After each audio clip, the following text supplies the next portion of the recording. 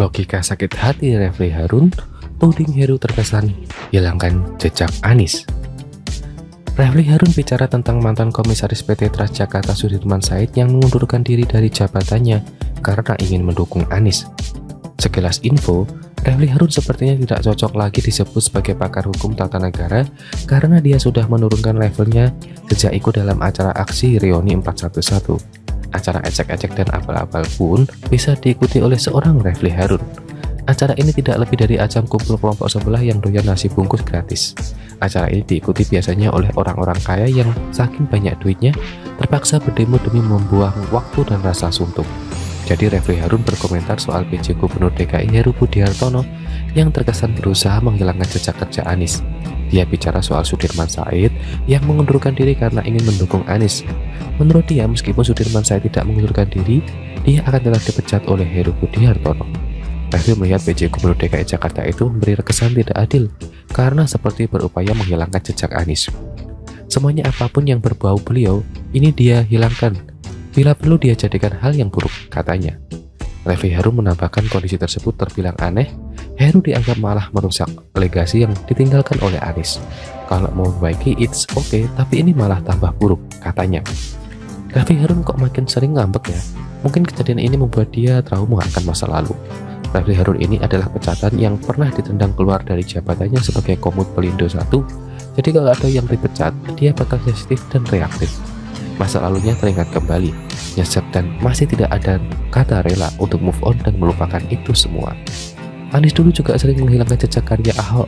Anies kadang tidak melanjutkan program Ahok sebelumnya yang terbukti efektif, yaitu normalisasi sungai, 5 tahun tidak dikerjakan dengan alasan yang dibuat-buat.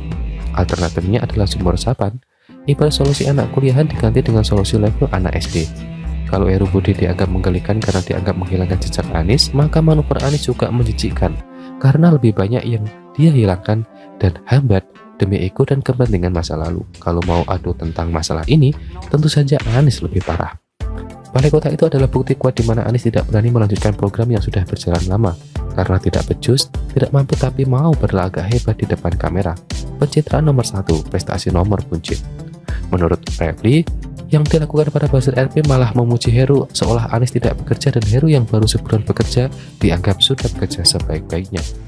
Kalau pecat-pecat ini orang itu bukan pekerjaan namanya, itu kurang kerjaan namanya, katanya. Sama juga lah pendukung Anies suka melihat membabi buta prestasi receh dibilang tentunya prestasi yang tidak ada di dunia nyata. Tidak kerja dibilang banyak kerja dan banyak prestasi. Cuma bisa cuap-cuap dan modal bahasa Inggris, tapi dibilang cerdas dan intelektual. Apalagi buzzer Anies banyak yang suka bikin hoax, apalagi saat G20. Anies dibilang hadiri KTT G20, padahal cuma acara sampingan B20, itu pun bukan event utama. Ibarat acara utama di Hall Megah, Anies cuma hadir di ruangan kecil yang hanya dihadiri puluhan orang saja. Hoax pun ada beberapa yang saya lihat. Salah satunya pemimpin G20 yang katanya diam-diam mengundang Anies lalu memanggil Anies dengan sebutan presiden di depan Jokowi. Apakah ada pemimpin segila itu yang mau memanggil Anies dengan sebutan presiden? Hoax lainnya adalah Anies menjadi bintang utama di KTT G20. Presiden Joe Biden mendengarkan dan sangat serius dan sampai terpukau. Gila bukan? Anies ada prestasi pisahannya, ada prestasi receh. Ini saja sudah cukup ngeselin dan meresahkan. Apalagi pada buzzer yang sangat menyebalkan, sesuka hati menyebarkan rahasia sampah tak bermutu. Mereka lama-lama bisa membuat bangsa ini hidup dalam kebodohan dan kepalsuan karena kepemimpinan receh disebut sebagai pemimpin hebat dan berprestasi. Bahkan hoax bisa bertebaran dengan entengnya. Yang gerak pecah dan kebodohan bangsa ini adalah mereka.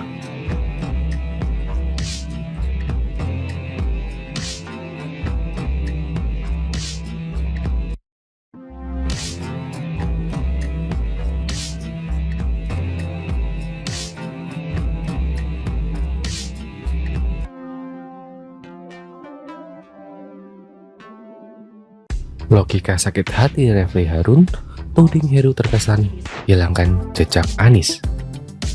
Refly Harun bicara tentang mantan komisaris PT Transjakarta Sudirman Said yang mengundurkan diri dari jabatannya karena ingin mendukung Anies.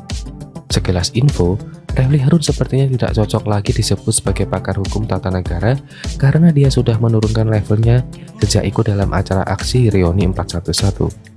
Acara ecek-ecek dan abal-abal pun bisa diikuti oleh seorang Refly Harun. Acara ini tidak lebih dari ajang kumpul kelompok sebelah yang doyan nasi bungkus gratis.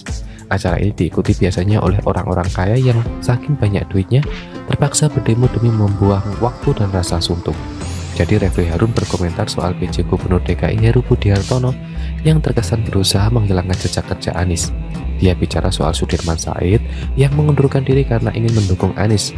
Menurut dia, meskipun Sudirman Said tidak mengundurkan diri, dia akan tetap dipecat oleh Heru Budi Hartono.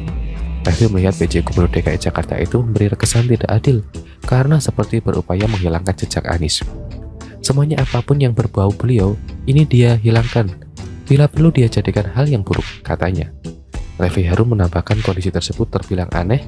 Heru dianggap malah merusak legasi yang ditinggalkan oleh Anies. Kalau mau memperbaiki, it's okay, tapi ini malah tambah buruk, katanya. Refly Harun kok makin sering ngambek ya? Mungkin kejadian ini membuat dia trauma akan masa lalu.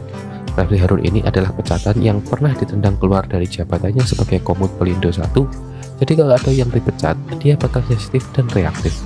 Masa lalunya teringat kembali, nyesek dan masih tidak ada kata rela untuk move on dan melupakan itu semua. Anies dulu juga sering menghilangkan jejak karya Ahok. Anies kadang tidak melanjutkan program Ahok sebelumnya yang terbukti efektif, yaitu normalisasi sungai. 5 tahun tidak dikerjakan dengan alasan yang dibuat-buat. Alternatifnya adalah sumur resapan. Ibarat solusi anak kuliahan diganti dengan solusi level anak SD. Kalau Heru Budi dianggap menggelikan karena dianggap menghilangkan jejak Anies, maka manuver Anies juga menjijikkan karena lebih banyak yang dia hilangkan dan hambat demi ego dan kepentingan masa lalu. Kalau mau adu tentang masalah ini, tentu saja Anies lebih parah. Balai kota itu adalah bukti kuat di mana Anies tidak berani melanjutkan program yang sudah berjalan lama karena tidak becus, tidak mampu tapi mau berlagak hebat di depan kamera. Pencitraan nomor 1, prestasi nomor buncit. Menurut Refly, yang dilakukan pada buzzer RP malah memuji Heru seolah Anies tidak bekerja dan Heru yang baru sebulan bekerja dianggap sudah bekerja sebaik-baiknya. Kalau pecat-pecatinnya orang itu bukan pekerjaan namanya, itu kurang kerjaan namanya, katanya. Sama juga lah pendukung Anies suka melihat membabi buta prestasi receh dibilang tentunya prestasi yang tidak ada di dunia nyata. Tidak kerja dibilang banyak kerja dan banyak prestasi. Cuma bisa cuap-cuap dan modal bahasa Inggris, tapi dibilang cerdas dan intelektual. Apalagi buzzer Anies banyak yang suka bikin hoax, apalagi saat G20. Anies dibilang hadiri KTT G20, padahal cuma acara sampingan B20, itu pun bukan event utama. Ibarat acara utama di Hall Megah, Anies cuma hadir di ruangan kecil yang hanya dihadiri puluhan orang saja. Hoax pun ada beberapa yang saya lihat. Salah satunya pemimpin G20 yang katanya diam-diam mengundang Anies lalu memanggil Anies dengan sebutan presiden di depan Jokowi. Apakah ada pemimpin segila itu yang mau memanggil Anies dengan sebutan presiden? Hoax lainnya adalah Anies menjadi bintang utama di KTT G20. Presiden Joe Biden mendengarkan dan sangat serius dan sampai terpukau. Gila bukan?